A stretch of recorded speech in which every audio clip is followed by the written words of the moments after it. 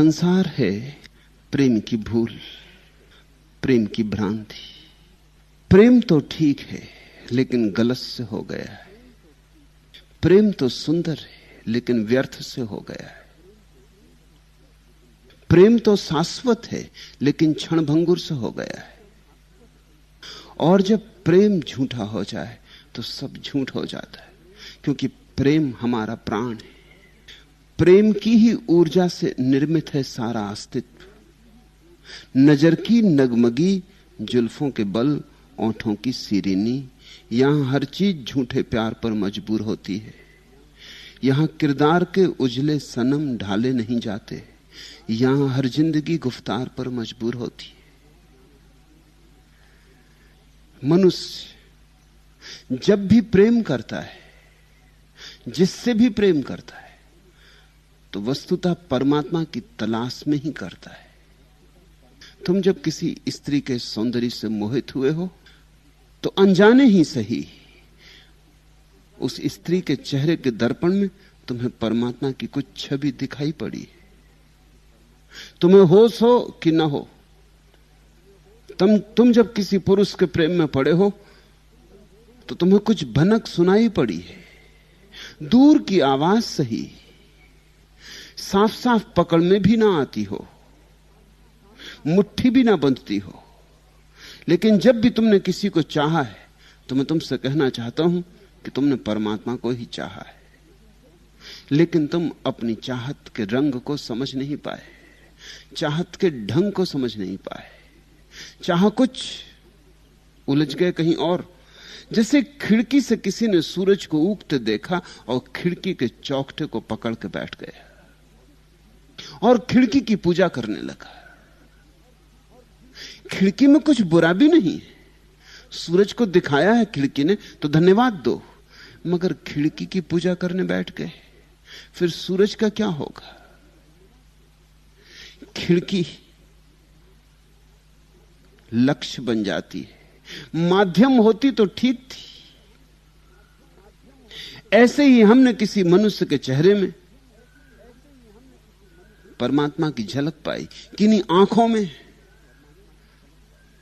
उसकी शराब उतरती देखी, किसी युवा देह में उसकी बिजली चमकी। उसकी बिजली कौन थी? हम देह को पकड़ के बैठ गए, हम आंख की पूजा करने लगे, हम रूप के पुजारी हो गए और हम ये भूल ही गए कि सब रूप में अरूप झलकता है, सब आकार में निराकार, सब गुणों में निर्गुण। इतनी भरी याद आ जाए तो जीवन में वह पड़ाव आ जाता है जहां से नई यात्रा शुरू होती, वह मोड़ आ जाता है। जीवन धर्म का पहनावा पहन लेता है, जीवन धर्म का गीत गाने लगता है। संसार है तो परमात्मा का ही प्रेम, लेकिन माध्यम से हो गया है। और माध्यम को हम इतने जोर से पकड़ लेते हैं कि माध्यम जिसे दिखाने के लिए है वह चूक ही जाता है। ऐसा समझो कि किसी से तुम्हें प्रेम हो जाए और तुम उसके वस्त्रों को ही सब कुछ समझ लो और उसकी देह की तलाश ही ना करो, तो तुम्हें लोग पागल कहेंगे। संसार पागल है। तुम्हें किसी से प्रेम हो जाए और तुम उसकी देह पकड़ लो और उसकी आत्मा की तलाश ही ना करो, यह भी पहली ही जैसी भ्रांति है, क्योंकि देह वस्त्र से ज्यादा नहीं। तुम्हें किसी से प्रेम हो जाए और तुम उसकी आत्मा को ही पकड़ लो और परमात्मा तक तुम्हारे प्राण ना उठे, फिर भी भूल हो गई। खोदे चलो, खोजे चलो, हर जगह से तुम परमात्मा तक पहुंच सकते हो, क्योंकि हर जगह वही छिपा है। आवरण कितने ही हो, आवरण उघाड़े जा सकते हैं। न तो आवरणों को पकड़ना और न आवरणों से भयभीत होकर भाग जाना। दुनिया में दो तरह के काम होते रहे। कुछ लोग आवरण पकड़ लेते हैं कि इन्होंने खिड़की की पूजा शुरू कर दी, और इनकी मूढ़ता को देखकर कुछ लोग खिड़की को छोड़ के भाग गए। ऐसे भागे हैं कि खिड़की के पास नहीं आते। दोनों ने भूल कर दी, क्योंकि सूरज खिड़की से ही देखा जा सकता है। न तो पूजने वाला देख पाएगा और न भगोड़ा देख पाएगा। संसार परमात्मा की खिड़की है। भोगी भी नहीं देख पाता, और जिसको तुम योगी कहते हो वो भी चूक जाता है। भोगी ने जोर से पकड़ लिया संसार, योगी इतना घबरा गया भोगी की पकड़ देखकर कि उसने पीठ कर ली और भागा जंगल की तरफ। लेकिन संसार उसका ही है, वही यहां तरंगित है, यह गीत उसका है। इस बांसुरी पर उसी के स्वर उठ रहे। बांसुरी को न तो पकड़ो न बांसुरी से डरो, बांसुरी से आते हुए अज्ञात स्वरों को पहचानो, फिर बांसुरी का भी सम्मान होगा। सच्चे धार्मिक व्यक्ति के मन में संसार का अनादर नहीं होता, सम्मान होता है, क्योंकि यही तो परमात्मा से जोड़ने का उपाय है, यही तो सेतु है। सच्चा व्यक्ति संसार का भी अनुग्रहित होता है, क्योंकि इसी ने परमात्मा तक लाया। सच्चा व्यक्ति अपनी देह का भी अनुग्रहित होता है, क्योंकि यह देह वाहन है। सच्चा व्यक्ति किसी चीज के विरोध में ही नहीं होता, सब चीजों का उपयोग कर लेता है। समझदार वही है जो जहर का अमृत की तरह उपयोग कर ले, वही कुशल है, वही बुद्धिमान है। जहर औषधि बन जाता है समझदार के हाथ में, और नासमझ के हाथ में अमृत भी जहर बन सकता है, ये याद रखना। धर्म भी किन्हीं लोगों के हाथ में जहर हो गया है, और संसार भी किन्हीं लोगों के हाथ में परमात्मा का दर्शन बन गया है। इसलिए सवाल यह नहीं है कि तुम कहां हो, सवाल यह नहीं है कि तुम संसार में हो कि पहाड़ पर हो, एकांत में हो कि भीड़ में हो। सवाल यह है तुम्हें कला आती या नहीं। जीवन का माध्यम की तरह उपयोग करने की कला का नाम धर्म है। यहां हर चीज उसके ही मंदिर की सीढ़ी है। पत्थर मत समझो इन सीढ़ियों को, रुक मत जाओ, अटक मत जाओ, चढ़ो और पार उठो, तब तुम धन्यवाद करोगे इन सीढ़ियों का। लेकिन जब तक ये नहीं होता तब तक यहां हर चीज झूठी हो जाती। हर चीज झूठी क्यों हो जाती? क्योंकि तुम साधन को साध्य समझ लेते हो, बस तभी सब झूठ हो जाता है। जहां प्रेम भ्रांत से अटका, वहीं प्रार्थना का जन्म असंभव हो जाता है। और जहां प्रेम ने भ्रांति में अटकाव न पाया और भ्रांति के बीच से अपनी नाव को खे के आगे निकल गया, वहीं प्रेम प्रार्थना बन जाता है। और जो लोग संसार की भ्रांति में नहीं पड़ते, वे ही सद्गुरु की तलाश करते। सद्गुरु की तलाश कब शुरू होती? कौन व्यक्ति सद्गुरु के हाथ में अपने को छोड़ेगा? हर कोई नहीं छोड़ता। कौन छोड़ता है? कुछ शर्तें ख्याल रखना। पहली बात, जिसने सब तरफ से सिर मार के पटक देख लिया, जिसने सब तरफ से कोशिश करके देख ली, जो भी उससे हो सकता था कर चुका, और हर जगह हार पाई और हर जगह पराजय मिली, हर जगह दीवार आ गई और द्वार न मिला। जिस दिशा में खोजा वहीं व्यर्थता हाथ लगी। जिसके भीतर अपनी असफलता का बोध प्रगाढ़ हो जाता है कि मैं मेरे ही कारण खोज ना पाऊंगा। क्यों ना खोज पाऊंगा? क्योंकि हर असफलता से यह बात दिखाई पड़ने लगती है कि मेरा ये मैं भाव ही मेरी सारी असफलताओं का आधार है। तो मैं जो भी करता हूं, मेरा मैं भाव और मजबूत होता है। मैं पूजा करता हूं तो अहंकार बढ़ता है, मैं त्याग करता हूं तो अहंकार बढ़ता है, मैं दान करता हूं तो अहंकार बढ़ता है। मैं जो भी करता हूं, मेरा कृत्य मेरे अहंकार को और सजा जाता, और मजबूत बना जाता है। और यही अहंकार मुझे तोड़ रहा है। अहंकार यानी मैं अलग हूं।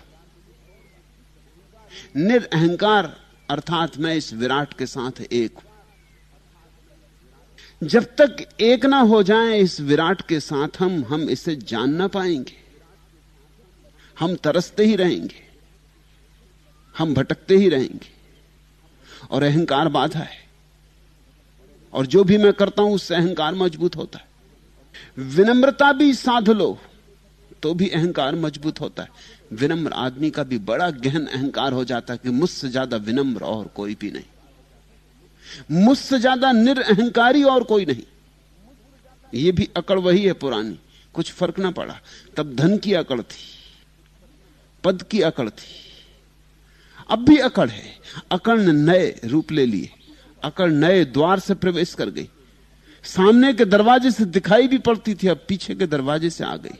सामने थी तो बचने का उपाय भी था, उसने पीछे से गर्दन पकड़ी। अब पहचान मुश्किल हो जाएगी। इसलिए तुम्हारे तथाकथित महात्माओं में जितना अहंकार होता है उतना किसी और में नहीं होता। ये ऐसे ही नहीं है, अकारण नहीं है, इसके पीछे पूरा विज्ञान है।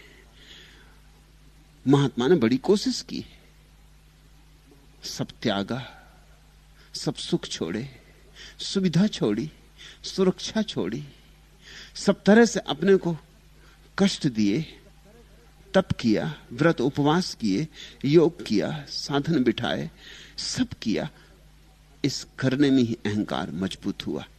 तुम ऐसा समझो, कर्ता का जहां जहां भाव उठता है वहां वहां अहंकार को भोजन मिलता है, अहंकार में नया खून पड़ता है।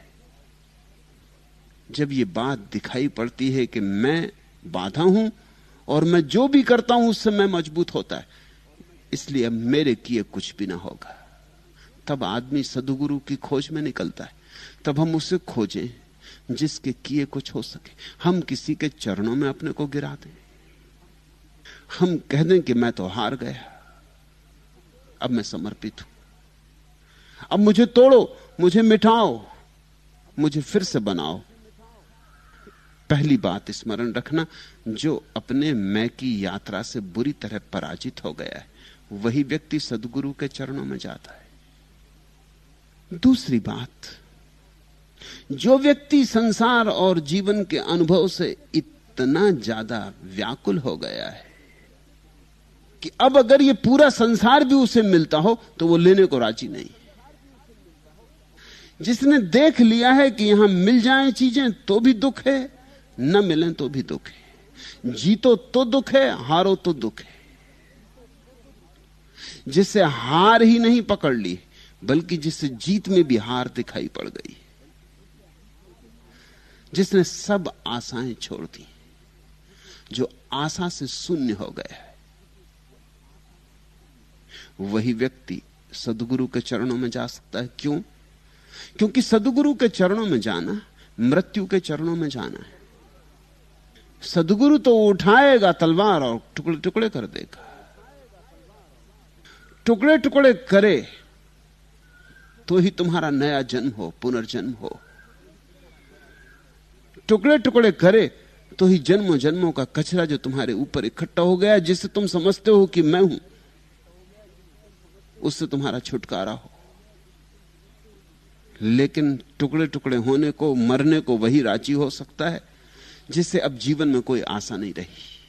अगर जीवन में थोड़ी भी आशा रही तो तुम कहोगे कि अभी थोड़ी और कोशिश कर लूं, शायद अब तक नहीं हुआ है कल हो जाए, थोड़ा और दौड़ लूं, थोड़े और उपाय बिठा लूं, कौन जाने सफलता मिल ही जाए। तो तुम भाग जाओगे, फिर तुम मरने को राजी नहीं हो सकते, फिर तुम अपने को दांव पर नहीं लगा सकते। पुराने शास्त्र कहते हैं आचार्यो मृत्यु, गुरु तो मृत्यु है। गुरु के पास जाना तभी संभव है जब जीवन तुम्हें मृत्यु जैसा मालूम पड़ने लगे, जब तुम्हें ऐसा लगे अब अपने पास गंवाने को कुछ है ही नहीं, या जो भी है सब व्यर्थ है, ये तो कोई ले ले तो अच्छा, कोई लूट ले तो अच्छा, कोई छीन ले तो अच्छा। जब तुम्हें ऐसा दिखाई पड़ने लगे कि तथाकथित जीवन मृत्यु जैसा है, तभी तुम्हें मृत्यु जीवन जैसी मालूम पड़ेगी। इतनी बड़ी क्रांति जब घटती है तो कोई सद्गुरु के चरणों में जाता है।